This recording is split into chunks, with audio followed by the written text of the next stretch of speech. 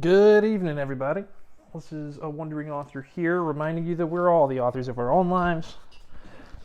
As always, my message remains the same: spend less, live more in your freedom with frugality. And now, we're going to be talking about war in the Hellespont.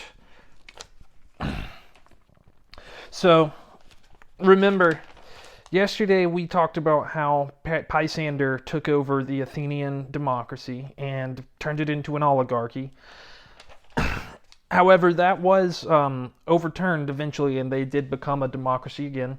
You can watch the last video to catch up on that. And today, the Hellespont, if you've heard about the Crimea a couple years ago, whenever that changed hands, so there's some narrow straits there between Turkey and that is how the Athenians got all of their grain. So because this gets threatened, things are going to get gnarly. So let's begin. One of the 5,000's first acts was to pardon Alcibiades, even though he chose to remain in place. From 410 to 408, Alcibiades reached the climax of his career, and he successfully secured the grain route for the foreseeable future. So Alcibiades saved the grain route. Alcibiades leveraged these successes to return to Athens, and the Athenian people revoked all charges against him, because they had charged him previously. Even though his army was well provisioned, the Athenians had to concentrate on the Hellespont's grain-ferrying regions, and consequently, Nicaea, Scythia, and Pylos were all retaken. Unfortunately, Spartan requests for Persian assistance conjured disaster and bypassed the satraps, entering a direct alliance with King Darius himself. Cyrus, the younger son, was on his way to Anatolia with a mandate to support the Spartans, with men and money. The Athenians heard the news when the ambassadors encountered a Spartan delegation returning from successful negotiations. Lysander was Sparta's newest Aegean commander and the son of a Spartan inferior, kindling an internal desire to prove themselves. Cyrus hid in Sardis during the spring of 407, where Lysander flattered his way into Persian graces. Lysander traded Greek hoplites for Persian cash, hoping to help Cyrus ascend to the throne. The Athenian people neglected to elect Alcibiades, and he fled to a private fortress on Thracian Chersonese. I'm probably butchering the pronunciation of that word. Never to return to his home city again. Callicratidas led a Spartan fleet of 140 ships at the campaign season of 406, outnumbering the Athenian fleet of 281. After getting dominated by Callicratidas' fleet, the disparate Athenian people manned their ships with untrained men from all walks of life.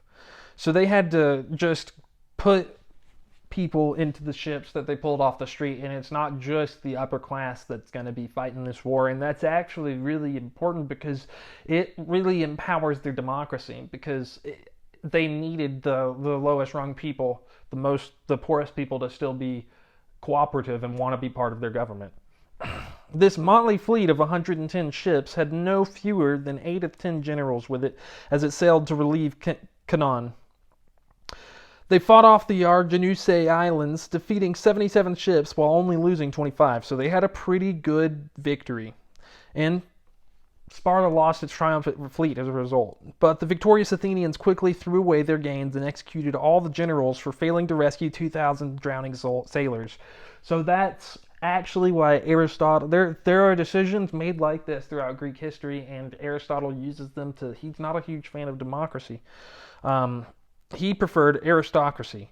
He wanted to have like a group of enlightened elite, basically, but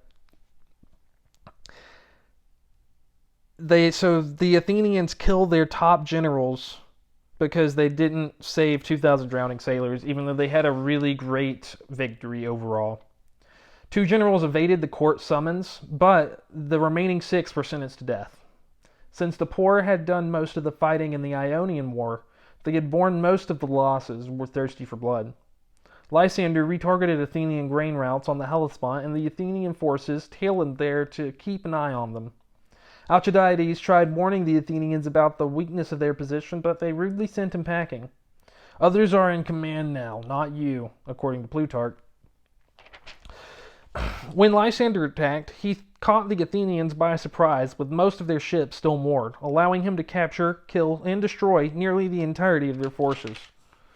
It only took a few weeks for the entire Athenian alliance to dissolve, and neo-oligarchies were imposed across the Aegean.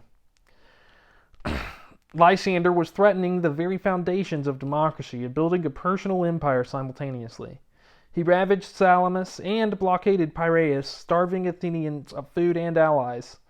Thus, they came to an agreement in 404 and surrendered their long walls and Piraeus defenses and limited their fleet's size down to only 12 ships. The Delian League was formally dissolved, and Athens was incorporated into the Peloponnesian League. Xenophon wrote, "People thought that this day marked the beginning of freedom for Greece." But they were wrong. And we'll end there today. Anyways, what are y'all doing? Don't forget to like, share, and subscribe. I work pretty hard this is stuff that I write, actually. It's not perfect, but I try. So, what are y'all doing in order to inspire, uplift, and empower your local community today? Because this world isn't changing unless we all do our part. You can count on me to do my daily. Until next time, I love y'all.